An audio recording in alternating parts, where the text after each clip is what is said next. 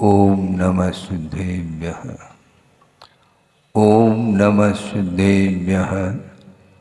ओम नमः सिद्धेभ्यः। मंगलम भगवान वीरो मंगलम गौतमो गणे मंगलम कुंद कुंदाद्यो जैन धर्मोस्तु मंगलम सर्वमंगल मांगल्यम सर्वकल्याणकारकम प्रधानम सर्वधर्माणां जैनम जयतु शासनम। अहिंसा परमो धर्म की महावीर भगवान की प्रातः स्मरणीय परम पूजाचार्य गुरुवर श्री विद्यासागर जी मुनि महाराज की जय।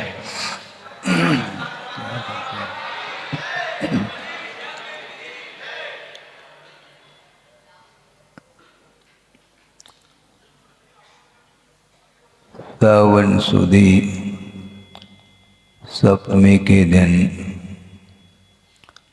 पार्श्व प्रभु को निर्वाण की उपलब्धि हुई है।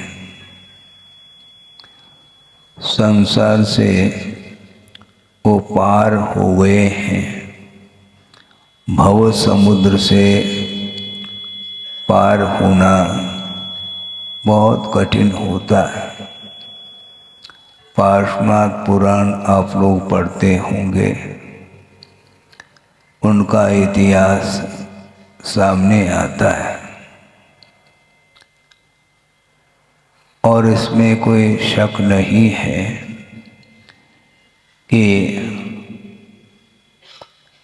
कर्म का जो फल मिलता है वो अपने ही परिणामों के माध्यम से अर्जित जो कर्म है उस कर्म का वह कर्ता भी स्वयं होता है और उसके फल का भोक्ता भी उसको स्वयं ही होना पड़ता है।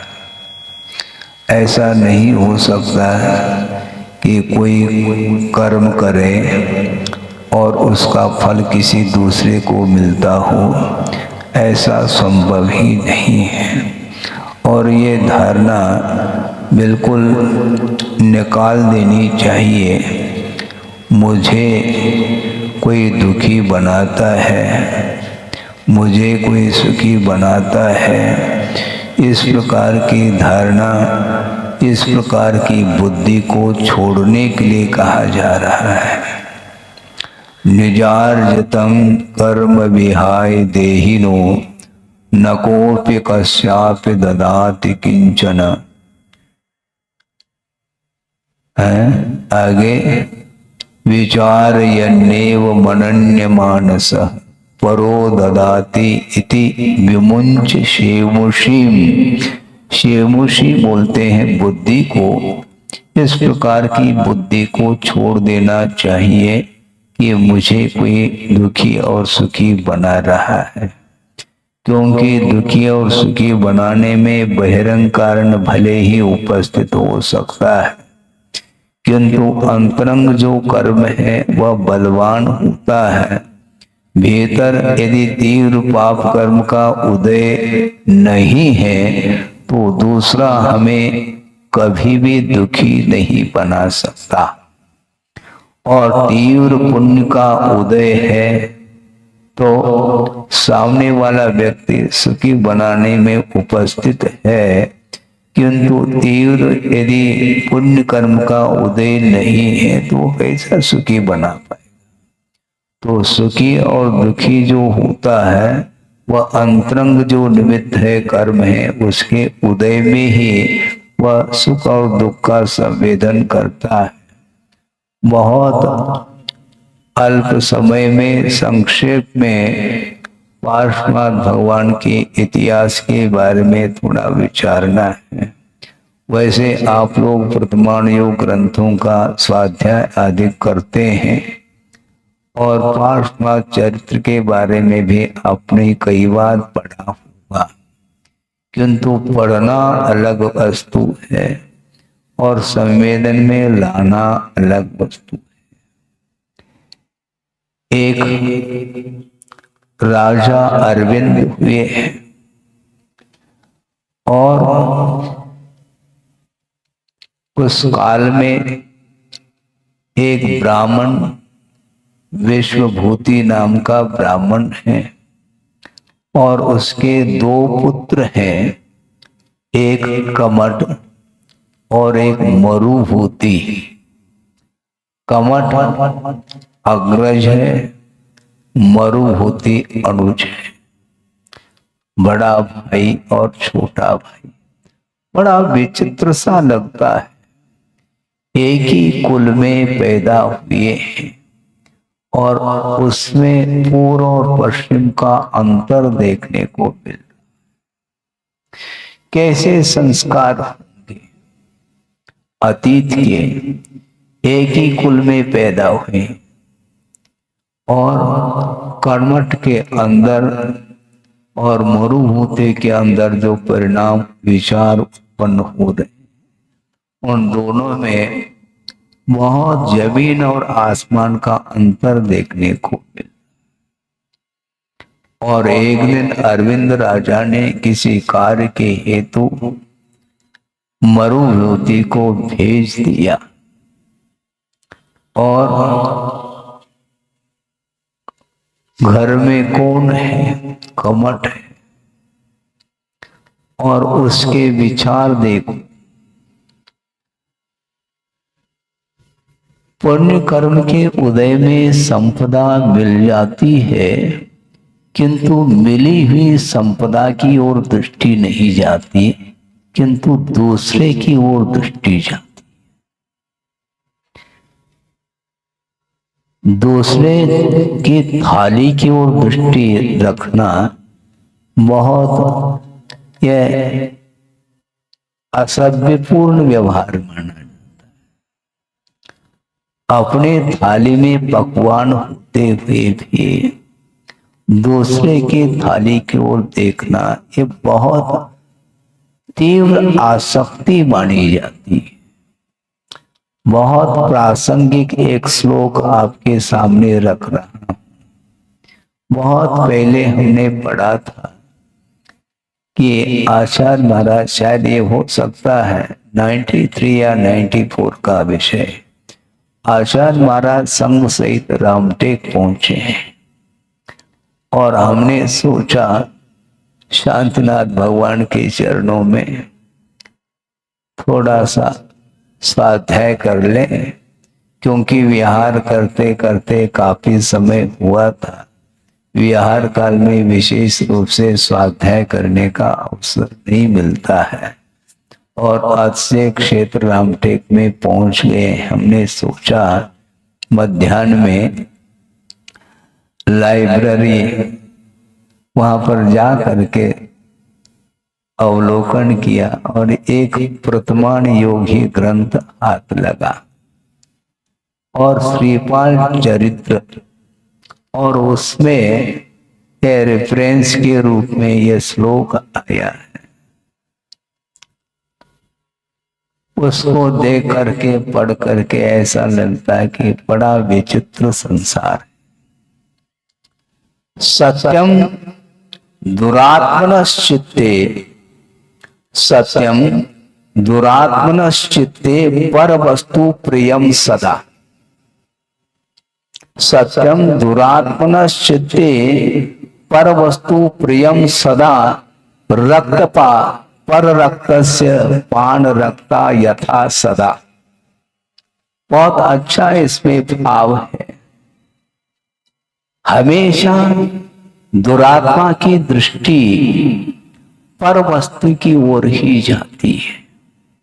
यह सत्य है, ऐसा उन्होंने कहा। और उदाहरण ये दिया कि रक्तपा, रक्तम पिबती इति रक्तपा, अर्थात जोंक होता है। आप जोंक जानते हैं, गाय भैंसों के जहां पर दूध झरता है वहीं पर वह चिपके हुए रहते हैं, किंतु उसके नसीब में दूध का पान करना नहीं है और सड़ा गला वह रक्त का पान करता है। इसलिए रक्तम पिबती इति रक्तपा। किंतु किसके रक्त को? पर रक्तस्य पान रक्ता, दूसरे के रक्त का पान करने में वह अनुरक्त है। पर रक्तस्य पान रक्ता यथा सदा रक्तपा, जिस प्रकार जोंक दूसरे के सड़े गले खून को पीने में अनुरक्त रहती है हमेशा, उसी प्रकार दुरात्मा के चित्त की वस्तु उसकी ओर दृष्टि जाती है और वह प्रिय लगता है। अपने पुण्य के उदय में जो संपदा मिलती है, जो वैभव मिलता है, उसको वह उसका उपभोग करना नहीं चाहता है, किंतु वह दूसरे की ओर दृष्टि रखता है। और वह मरुभूति बाहर गया है, और यह अग्रज जिसको बोलते हैं बड़े भाई, किंतु भाई तो भाई है, वो बड़ा होकर के भी उसके अंदर परिणामों में बड़प्पन नहीं, इतने निकृष्ट परिणाम उसके अंदर आ रहे हैं। और मरुभूति के श्रीमती के साथ वह कुकृत्य करने का भाव जागृत होता है, और वह स्वच्छंद होकर के उसके साथ दुर्व्यवहार उसने किया। और जो ही राजा को यह खबर पहुंच गई, उसने सोचा इसने बहुत बड़ा अनर्थ किया है, और इसके अनर्थ के अनुरूप ही इसको पनिशमेंट देना है। यदि नहीं देते हैं तो निश्चित रूप से दुराचार फैलेगा। और राजा का परम कर्तव्य होता है वह किसी के साथ वह पक्षपात नहीं करता। यदि मान लो अपना ही बेटा है तो भी वह बेटा बेटा कुछ नहीं, वहां पर प्रजा है सामने, निष्पक्ष होकर के उसने मरुभूति के आने के पहले ही उसको देश से निष्कासित कर दिया, राज्य से उसको निष्कासित कर लिया, और अपमानित करके पनिशमेंट दे करके उसको निकाल दिया। और निकालने के उपरांत अपमानित तो हुआ, और राज से निकल करके जा रहा है। पाप करने के उपरांत भी कर्म उसको और नहीं छोड़ता है। पाप को किया है और पाप के ऊपर और पाप में परिणाम उसके अंदर जागृत होते हैं, और निकल करके एक तपस्वी हैं जो पंचाग्नि तप कर रहे हैं, और उसकी एक मंडली थी, एक संघ था उसका, वहां पर जाकर के शामिल हो जाता है, और वह धर्म को भी छोड़ देता है। धर्म को कौन छुड़ाता है? पाप में परिणाम ही धर्म से दूर रखता है। और इसकी परिभाषा भी पूजपा स्वामी ने बहुत मार्मिक परिभाषा दी है पाप की, कि पापी रक्षति आत्मानम धर्मात्, जो आत्मा की रक्षा करता है किससे? धर्म से, उसका नाम पाप है। आत्मा की रक्षा हो रही महाराज, इससे हो रही है, ध्यान रखो। वह धर्म को अंगीकार करने नहीं देता, उसका नाम पाप है। और उसके अंदर जो पापमय परिणाम आए हैं, और निरंतर वह पापमय परिणाम वृद्धि को प्राप्त हो रहे हैं, और वहां जाकर के धर्म परिवर्तन कर लेता है। और खड़ा हो करके क्या किया उसने? एक बहुत बड़ा पाषाण का खंड हाथ में लेकर के खड़ा है, और तप रहा है। इस तप के माध्यम से कर्म कभी भी दग्ध नहीं हो सकते, और शरीर ही जलने वाला है।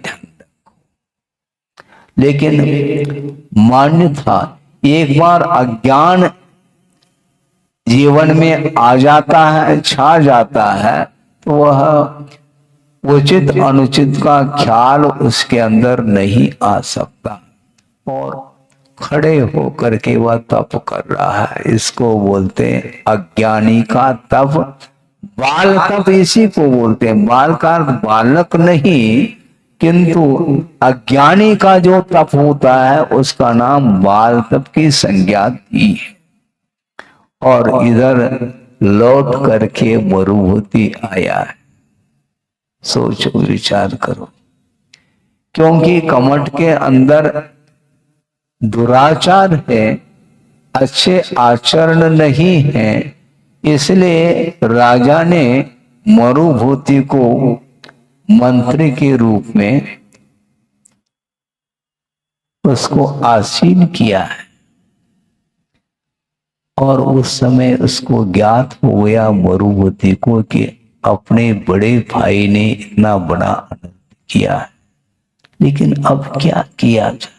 किया तो है, अब राजा पनिशमेंट दिया राजा ने, अब क्या किया जा सकता है? लेकिन उसके अंदर स्नेह जागृत होता है बड़े भाई के प्रति।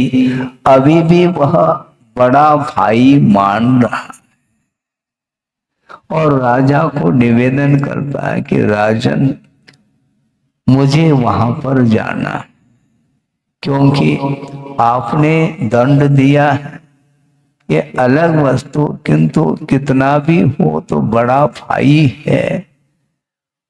उसने गलत कार्य तो किया है, किंतु उसके लिए क्षमा तो करनी चाहिए। मैं उसको समझाने का प्रयत्न करूंगा राजन, इसलिए मुझे भेज दो। तो राजा बोलता है, क्यों, तुम वहां जाना चाहते हो, कोई बाधा नहीं, किंतु वह किस रूप में है तुम्हें ज्ञात है क्या? नहीं। हाँ, ज्ञात तो है राजन, उसने धर्म परिवर्तन किया है, ऐसा हमने सुना है, इसलिए उसको समझाने का मेरा मन हो रहा है, क्योंकि हमारा भाई होने के नाते। और उसके अंदर स्नेह जागृत हुआ है। लेकिन राजा ने कहा कि वहां तुम्हें नहीं जाना चाहिए, क्योंकि जिसने इतना अनर्थ बड़े भाई होने के उपरांत भी आपके श्रीमती के साथ कुकृत्य किया है, इसके उपरांत भी तुम्हारे अंदर स्नेह जागृत हो रहा, ये ठीक नहीं है, तुम्हें नहीं जाना चाहिए। इसके उपरांत भी तुम्हारी भावना है तो देख लेना जैसा भी हो। वो गया मरुभूति और वह एक विशाल पाषाण खंड को लेकर के वह तप कर रहा है खड़े होकर के। उसने सोचा कि इस प्रकार की इसकी जो विपरीत वृत्ति हो रही है, इसको शायद समझाने से इसकी मति पलट सकती है। इसलिए जाकर के उसके चरणों में निवेदन किया कि देखो, इसमें मेरा कोई दोष नहीं है, राजा ने तुम्हें दंड दिया है, लेकिन मैं क्षमा चाहता हूं कि इस प्रकार का कार्य आपको नहीं करना चाहिए। और कुछ संबोधन उसको दे दिया, कुछ धार्मिक बातों के माध्यम से उसकी मति पलट जाए, इस उद्देश्य को लेकर के संबोधित किया। और उसके चरणों में वह नतमस्तक हो रहा है, किंतु क्या, वह कमठ तो कमठ रहा।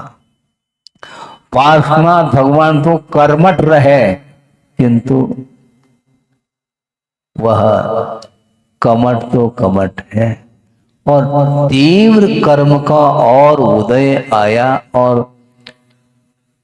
क्रुद्ध हो करके अपने अनुज के ऊपर उस पाषाण खंड को छोड़ देता है। उसी समय मरुभूति का अवसान हो जाता है।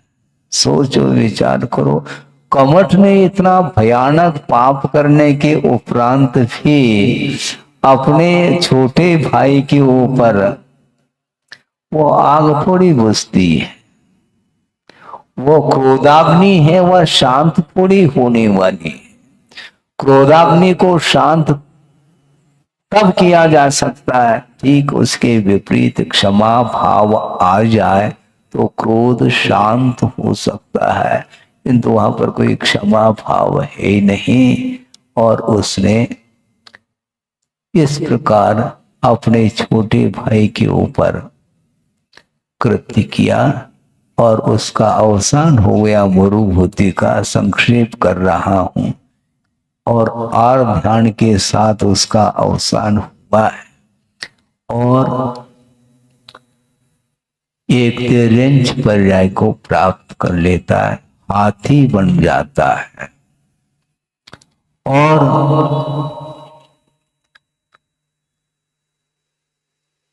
उस की जो पत्नी थी वह भी उसी पर्याय को प्राप्त कर लेती।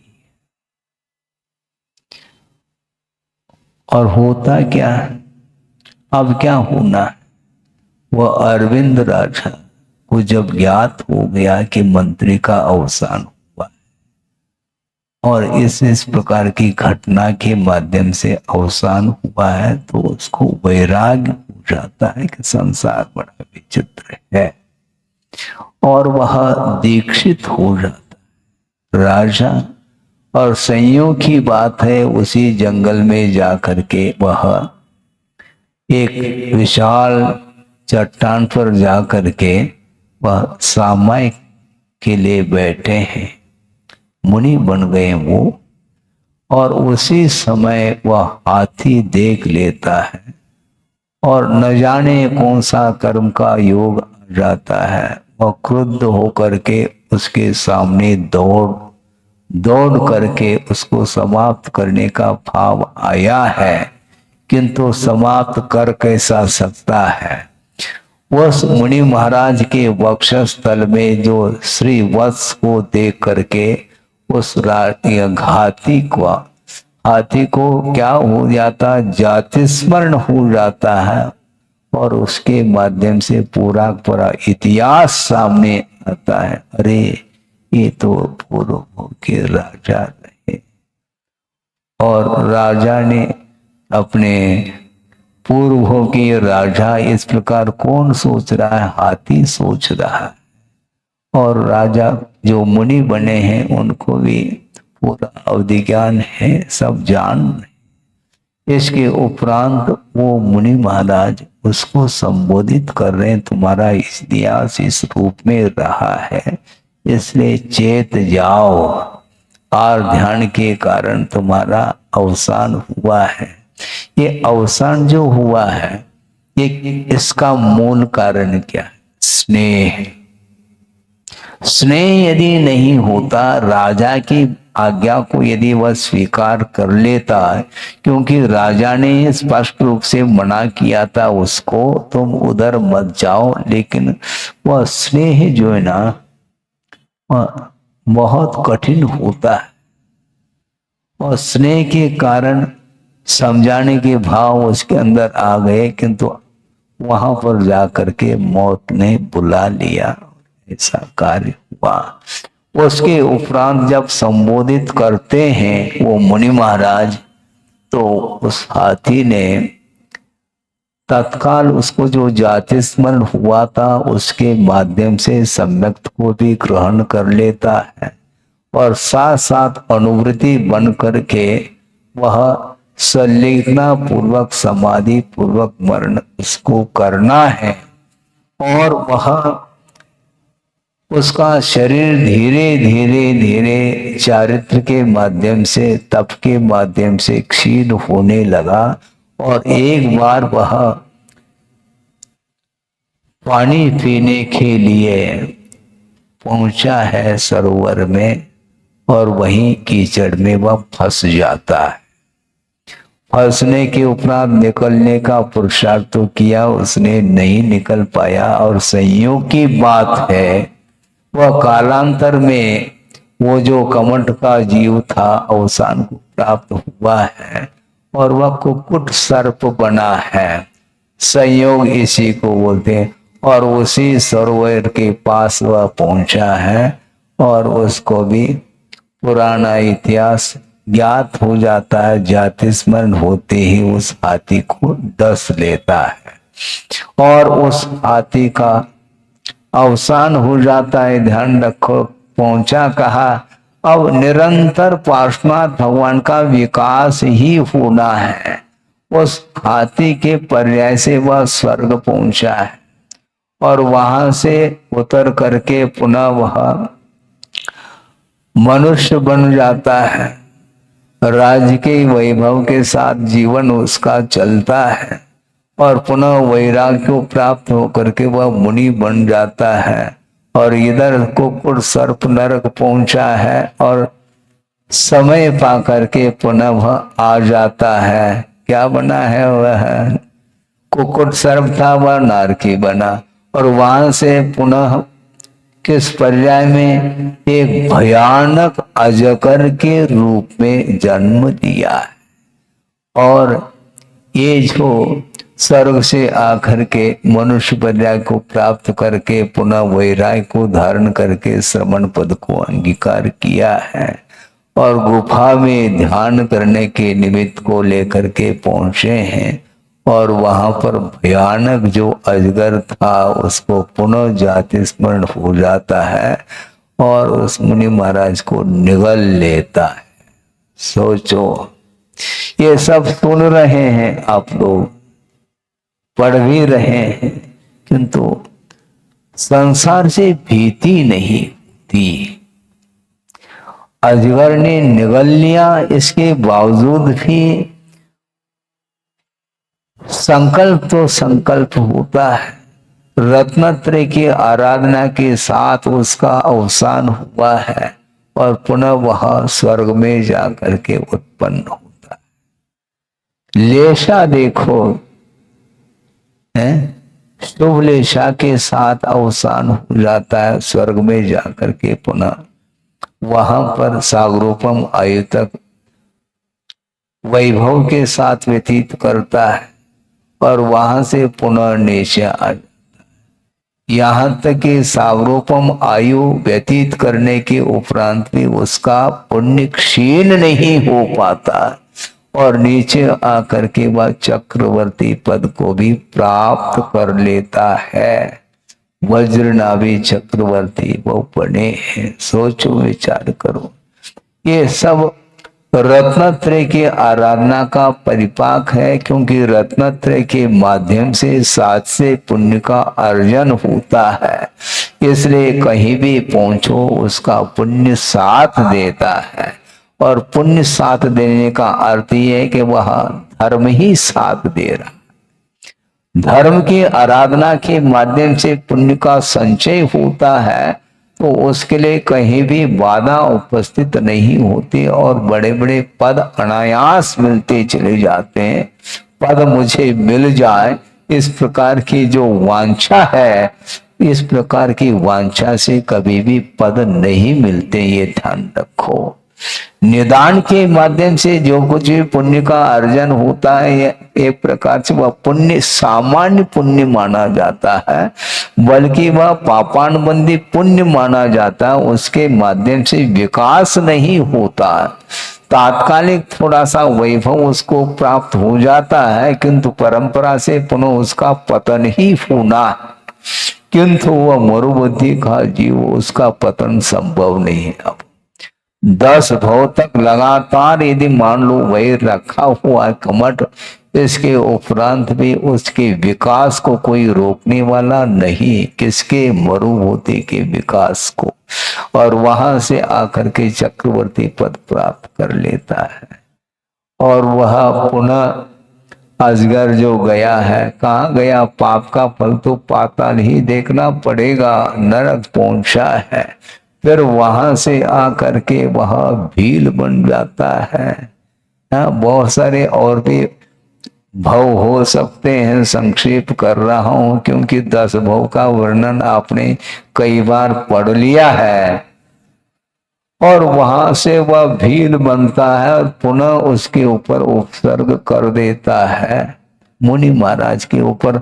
और मुनि महाराज के ऊपर उपसर्ग करने से उसका जो फल मिलता वह सप्तम पृथ्वी का नारकी होता है। सोचो विचार करो। और किसी के ऊपर वार करने से संभव है सप्तम पृथ्वी ना भी मिले, किंतु मुनि महाराज के ऊपर उपसर्ग करने का भाव जिसके अंदर जागृत होता है उससे बढ़कर के और कोई भी पाप नहीं हो सकता। पाप की पराकाष्ठा है, चरम सीमा है, उसके माध्यम से सप्तम पृथ्वी को प्राप्त करता है और वहां से भी निकलता है। और ये उपसर्ग के माध्यम से ऊपर पहुंच करके पुनः नीचे आए हैं, चक्रवर्ती पद है। इसके उपरांत भी वैराग्य कालांतर में हो जाता है, पुनः मुनि मर करके तपस्या करते हैं और वहां से पुनः वह क्या बनता है, सिंह बनता है, फिर बाद में पुनः उपसर्ग हो जाता है। इस प्रकार लगातार कमठ का पतन ही पतन हो रहा है। एक बार पतन होता है तो फिर उन्नति के लिए, उत्थान के लिए बहुत कठिन होता है। इसी को बोलते हैं दुर्लभतम धर्म। पतन हुआ, अब अपने आप को संभाल ही नहीं पा रहा। एक बार पाप करने से आप लोग बोलते हैं ना, लगे में लग जाता है। एक बार ठोकर लग गई, उल्टा जिसको बोलते हैं आप लोग, लगे पर पुनः लग जाता, लगे पर लगता है। उसी प्रकार पाप करने का फल ऐसा है कि निरंतर उसका पतन ही पतन हो रहा है। क्या कर सकते हैं, कुछ कर नहीं सकते, किंतु जो मरुभूति का जीव पार्श्वनाथ बनना है। 10 भव तक ये एक तरफ का वैर चल रहा है, पार्श्वनाथ का कोई वैर था नहीं, लेकिन उनके पीछे ही क्यों पड़ा है, पार्श्वनाथ के पीछे ही क्यों पड़ा है कमठ।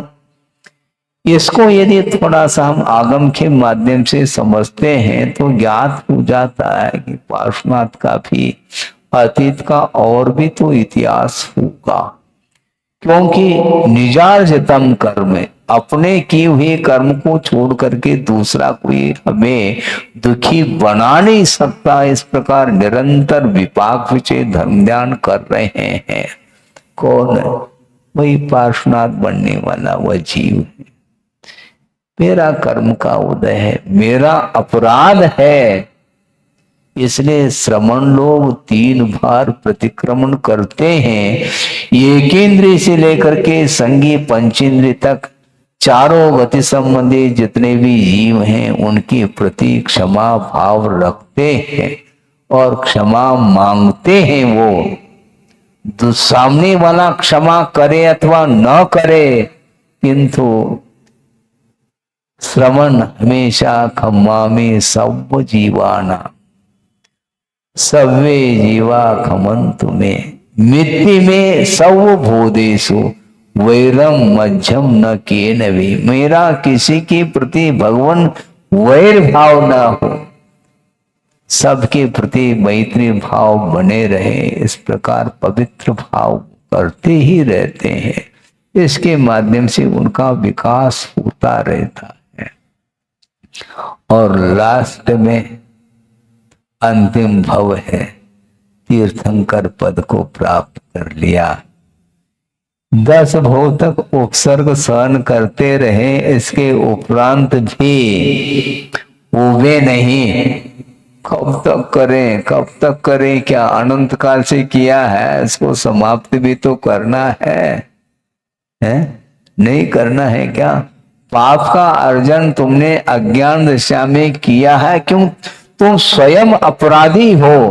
वह स्वयं पार्श्व प्रभु अपने आप को अपराधी सिद्ध कर रहे हैं। दूसरे को अपराधी कहना ये अज्ञानी का कार्य माना जाता है।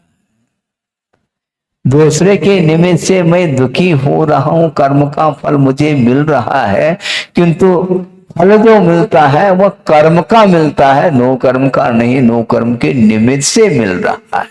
वह बहिरंग निमित्त है। यदि मेरा तीव्र पाप पुण्य कर्म का उदय होता तो इस प्रकार उपसर्ग हो ही नहीं सकता। इसलिए तीव्र पाप कर्म का परिपाक है। इसलिए विपाक विचय धर्म ध्यान करते करते करते 8-10 भव निकाल लिया उन्होंने, और अंतिम भव में वो तीर्थंकर के रूप में आए हैं। षोडश कारण भावना के माध्यम से उन्होंने विश्व कल्याण की भावना रखी है। विश्व कल्याण की भावना में कमंड भी शामिल है, ये ध्यान रखो। ऐसा नहीं कि वह उसके लिए वैर धारण कर रहे हैं पार्श्व प्रभु, संभव नहीं है। क्योंकि तुमसे मेरे कर्म कटे, मुझसे तुम्हें क्या मिला है? तुम्हारे निमित्त से तो मेरे कर्म ही कट रहे हैं, किंतु मेरी इस वीतराग मुद्रा के दर्शन से तुमने लिया क्या है? वीतराग मुद्रा को देखने के उपरांत भी जिसके अंदर उपसर्ग का भाव आता है, बहुत बड़ा तीव्र पाप कर्म का उदय माना। कर्म सिद्धांत की ओर दृष्टि रखें, दो मिथ्या दृष्टि है, और दोनों मिथ्या दृष्टियों में जमीन और आसमान का अंतर देख सकते हैं। जैसे महाराज कोई उसमें से कोई सम्य दृष्टि तो है नहीं, ठीक है, दोनों मिथ्या दृष्टि है, किंतु एक मिथ्या दृष्टि के अंदर मुनि बनने का भाव जागृत हो रहा है, और एक मिथ्या दृष्टि के अंदर मुनि के ऊपर उपसर करने का भाव जागृत हो रहा है।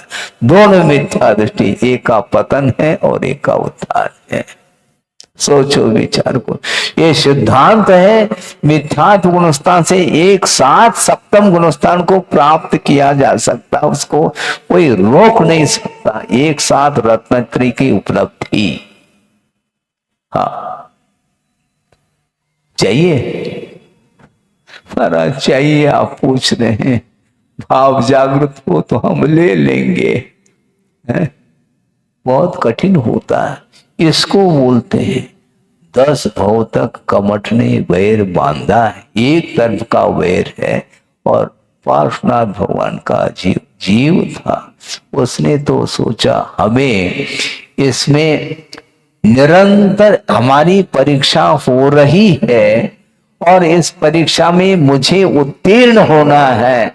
इसलिए उन्होंने सोचा किसी के साथ वैर रखने में कोई सार नहीं है।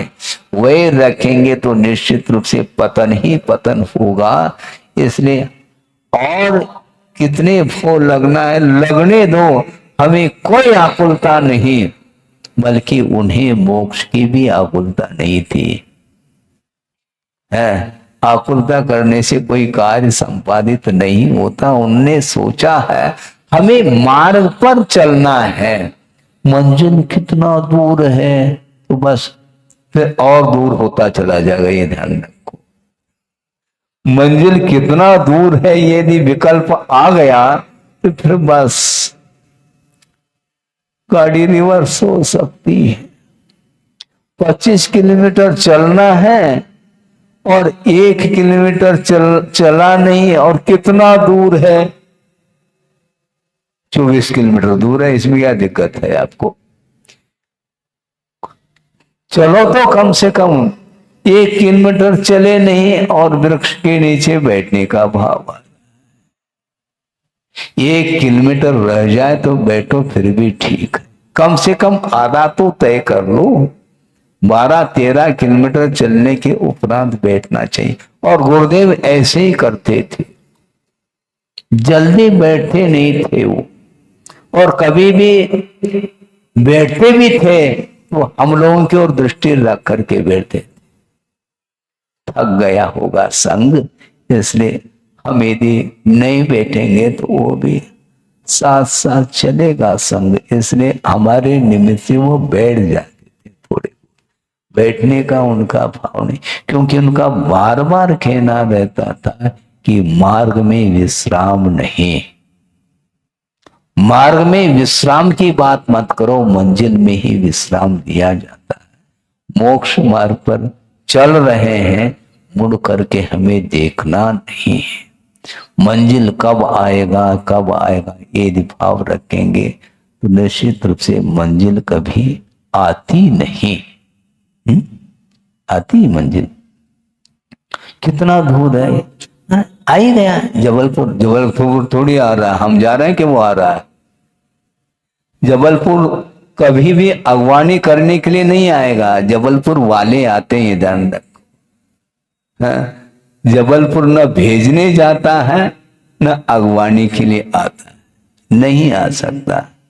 हमें जाना है, मंजिल पार हमें करना। इसलिए निरंतर वह धर्म ध्यान करते रहे और तीर्थंकर प्रकृति का बंद किया है और उसमें विश्व कल्याण की भावना उसके अंदर आई है। सोचो विचार करो, और अभी भी वह कमठ शांत नहीं, और वह देव पर्याय को प्राप्त करके उपसर्ग करने के लिए आया है। वो कौन सा? हाँ, संवर नाम का, शायद ज्योतिष देव। हाँ, ज्योतिष देव। और वह विक्रिया के माध्यम से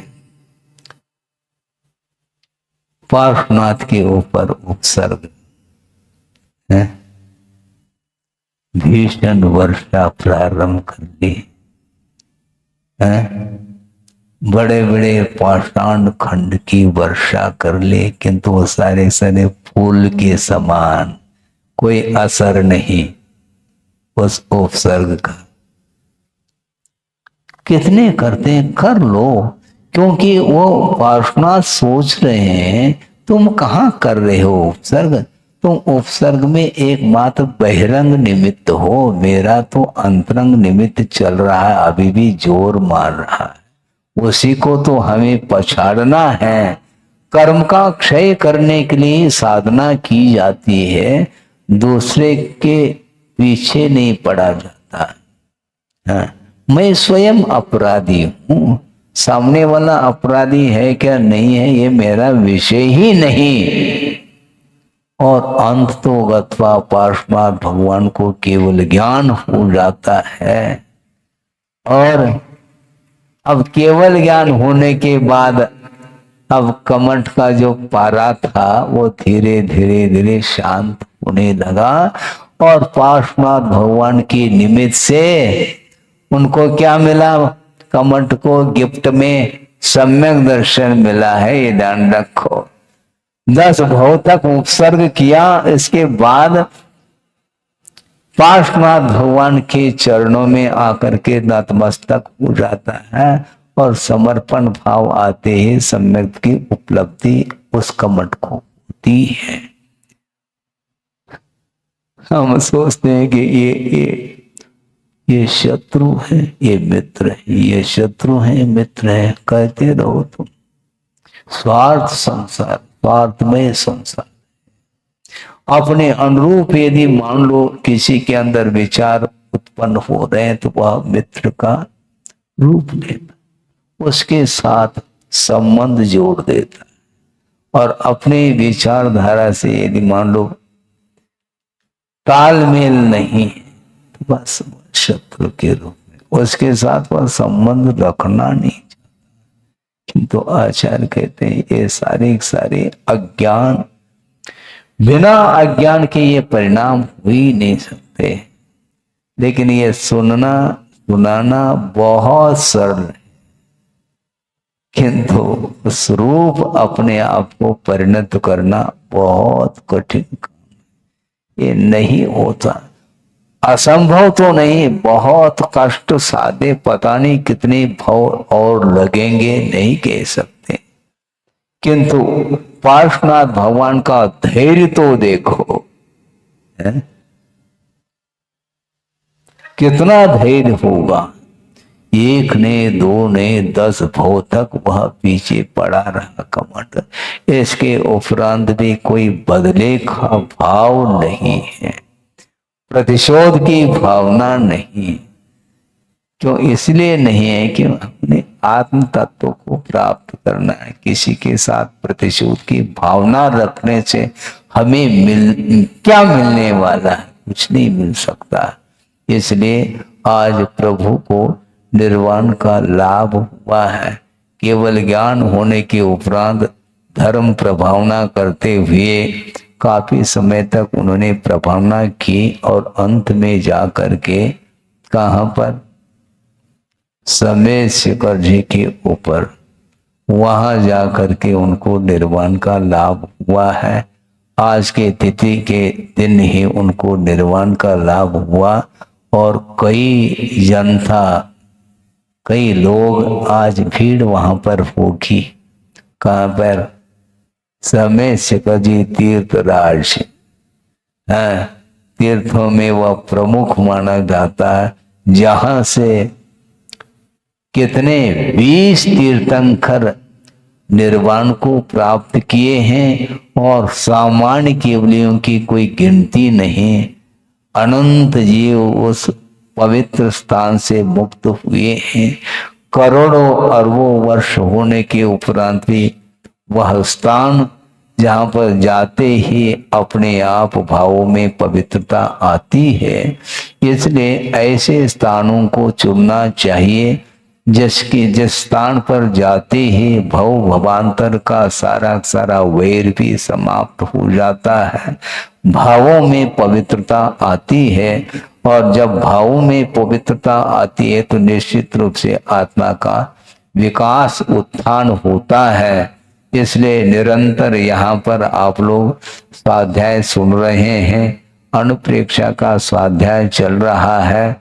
जिस प्रकार पार्श्व प्रभु ने निरंतर आत्मा का चिंतन करते रहे, वस्तु तत्व का चिंतन उन्होंने किया, निरंतर अनुप्रेक्षा के माध्यम से उन्होंने कर्मों का क्षय करने का पुरुषार्थ किया है। उसी प्रकार भव भवांतर से आया हुआ जो कर्म है उसके क्षय के उद्देश्य को लेकर के निरंतर पार्श्व प्रभु की आराधना करते रहें, क्योंकि पंच परमेष्टि की आराधना के बिना कभी भी संसारी प्राणी का उद्धार न हुआ है न होगा। इसलिए किसी के प्रति दुर्भावना नहीं होनी चाहिए। आखिर वो भी तो जीवित तो है। कभी कभी ये कहते हैं महाराज कर्म का उदय है, मैं क्या करूं। अच्छा ठीक है, जो उपसर्ग कर रहा उसका कर्म का उदय नहीं है क्या? उसके प्रति भी ऐसे सोचना चाहिए ना, उसका कर्म का उदय है बेचार, वो क्या कर सकता है। दूसरे के लिए तो हम नहीं सोचते, अपने ऊपर कोई आपत्ति होती है तब वो दूसरे के ऊपर टूट पड़ता है। और अच्छाई के क्षेत्र में कुछ बात रखे, महाराज हमारा कर्म का उदय, मैं क्या कर सकता, तो उसका भी तो कर्म का उदय है। तब संसारी प्राणी जब तक संसार में रहेंगे तब तक वह कर्म के साथ ही उसका परिणमन होगा। इसलिए पुण्यार्जन करने का आप भाव रखो और साथ से पुण्य का अर्जन जब होगा उसके माध्यम से ही पाप कर्म की विच्छुति भी हो सकती है, उसका क्षय होता है। इसलिए पाप कर्म के क्षय को लेकर के ही भगवान की आराधना की जाती है। और आज आप लोग उस मंदिर लाड़गंज मंदिर में निर्वाण लाडू चढ़ाए और भगवान की स्तुति और पूजा अर्चन आदि किया है। और धीरे धीरे इस प्रकार के जो पवित्र परिणाम हैं इनके माध्यम से ही हमें भी एक ऐसा समय आ सकता है, ऐसी घड़ी आ सकती है जिस घड़ी के दिन हमें भी निर्वाण की उपलब्धि हो सकती है। इसलिए जल्दी से जल्दी सबके लिए निर्वाण का लाभ हो, इस पवित्र भावना के साथ अहिंसा परमो धर्म की जय। बोधि समाधि परिणाम शुद्धि स्वात्मोपलब्धि शिव शोक सिद्धि चिंता मणिम चिंतित वस्तुदाने त्वां मंद मानस्य ममास्तुति। परम पूजाचार्य गुरुवर श्री विद्यासागर जी।